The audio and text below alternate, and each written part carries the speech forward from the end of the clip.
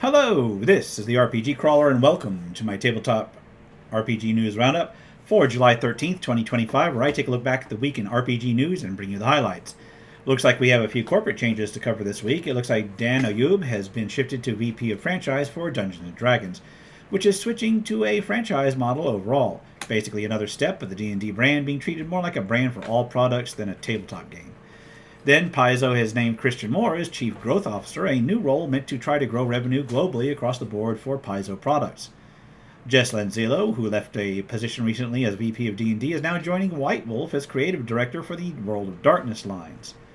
Then it looks like the Diamond distributor fallout is still continuing, with Green Ronin having set up a crowdfunding campaign to get legal representation to try to get their inventory back from the bankrupt distributor. The confiscation of unsold product has impacted a number of other tabletop RPG companies, and some may be facing dire straits as a consequence. Star Trek Adventures 2nd Edition is getting a new exploration expansion, and this guide will include new character options, tools for creating new sectors to explore, etc. It looks like it's going to be aiming for an October release. One Ring and The Lord of the Rings will be getting new matching starter sets from Free League, both set to launch during Gen Con around the 31st of this month. Onward towards minor and PDF releases, Legendary Games has another entry into their Legendary Classes series, this time focused on classes associated with nature, such as druids, rangers, and so forth. There's different versions with different titles for major systems. Masters of the Wild was the Pathfinder 1st Edition one, Heroes of the Wild is for Pathfinder 2nd Edition, and then Wardens of the Wild is for D&D 5th Edition. Kelphicil's Tales has Crystal Chaos, a 5th Edition adventure zine that takes place within a crystal blight, a magical blight reshaping an entire world. The Fall of Rivenhelm is a 5th edition adventure dealing with a city that has been attacked by a mushroom army. There's conversion rules for other systems as well. Terra RPG once more has a couple of campaign expansions with associated adventures. There's Duskfields and then Adventuring in the Velvet Dale. Cold Forged is a 5th edition compatible campaign setting available in print on demand, set in a world with the continent's history, detailed with its various kingdoms, cosmology, religions, etc. The Rats in the Walls is a 5th edition adventure based on the Lovecraft tale set within the 1920s by using 5th edition rules, of course. Elven Foundry has Allies and Foes, a collection of over 100 detailed NPCs that are 5th edition compatible, set for a variety of roles. Then there's Dungeon Vault Magazine, issue 59 from Elven Tower, which contains a number of adventures, maps, and other goodies for 5th edition and Shadowdark. Limitless Non-Combat Encounters is a collection of encounters for any fantasy setting, including exploration, item creation, minigames, challenges, and so forth. Forgotten Sands, Desert and Stellar Spells for 5th Edition is what it says, a collection of dozens of spells meant to reflect desert magic. Geomancer's Codex is an offering for Tales of the Valiant that offers the various subclasses, items, and spells for the Geomancer. Metal Gods of the Apocalypse is a 3rd level Dungeon Crawl Classics compatible adventure wherein gods summon some mortal heroes during the end of days, who must then become the Horsemen of the Apocalypse. Sanctum of the Undertoad Queen is a 3rd level adventure for Shadowdark that offers a variety of creatures as well. Shadows of Camelot is a Shadowdark campaign setting that integrates things like Arthurian legend and Robin Hood into it. Battle for Naraka is a classic dungeon adventure for the Old School Central series, actually the 3rd in a set of 4 series set around the same area. Populated Hexes Monthly, issue 47, is another entry into the long-running OSR zine, this one detailing a ruined watchtower and the caves beneath it.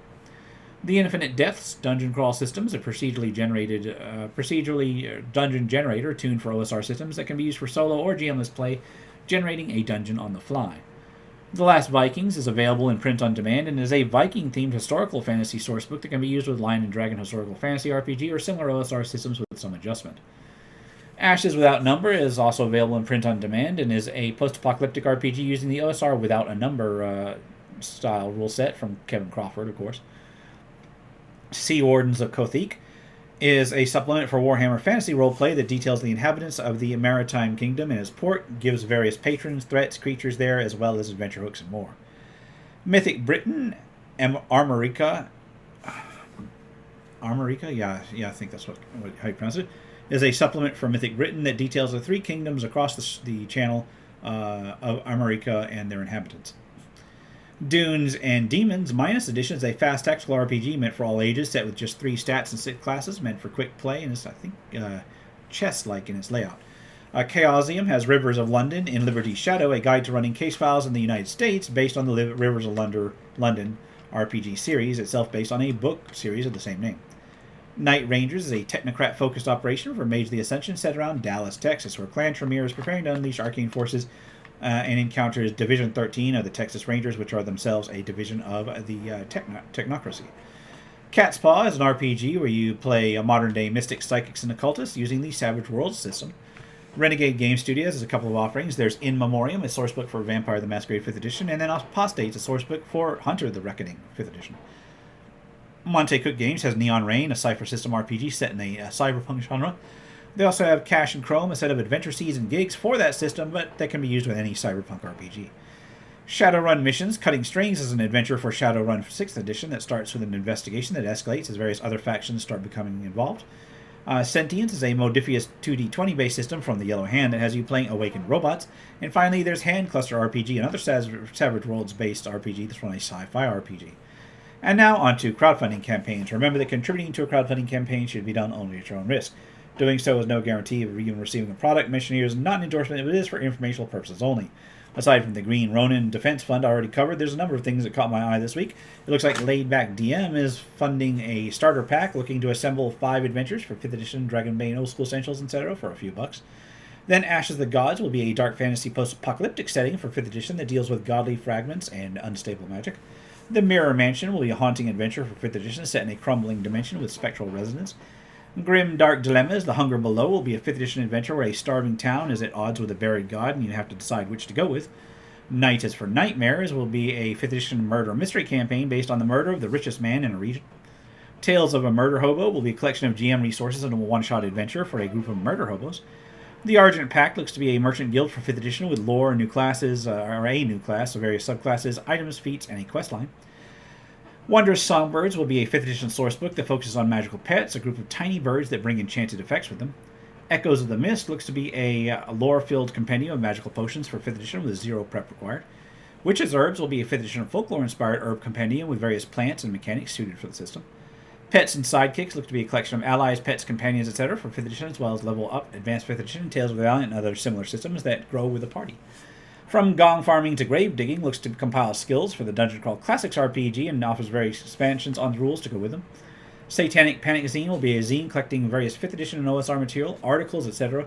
that deal with and reminisce on the old Satanic Panic from the 80s and 90s. Tomb of the Cursed Dead will be a Shadow Dark dungeon crawl meant to be dynamic and infinitely reusable, suited for any level. Sapphire Seas for Shadow Dark will be a complete level 1 to 10 adventure for the Shadow Dark RPG, set in a group of Phoenician-inspired islands. Righteous Vow 3 will be an RPG zine for OSR systems, filled with monsters, magic, mercenaries, etc., specifically compatible with the Shadow Dark system. Then there's Shadows of the Star Knights, which should be a Shadow Dark RPG setting guide for science fantasy adventures in a faraway but legally distinct galaxy. Populated Hexes Monthly, issue 48, is looking to fund yet another entry into that zine series, this time focusing on more of the area around Dry Gulch. Mistwraith will be an adventure for the Dragonbane RPG, this one dealing with a town cursed by a deadly mist caused by the wrongs of the past.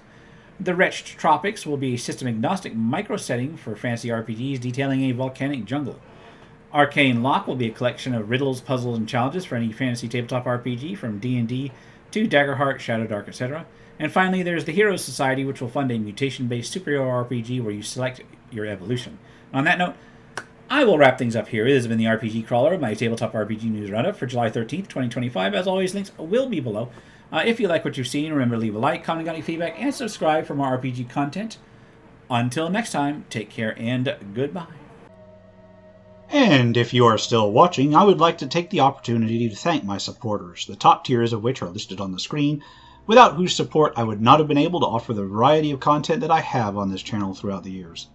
If you're feeling particularly generous and would like to join them, you can support the channel. There are a variety of options to do so. I have a Patreon, a Subscribe Star, as well as channel memberships enabled. If you are not in a position to contribute, simply leaving a like, a comment, or sharing my videos are all wonderful ways to help the channel grow without spending a dime, and are all greatly appreciated.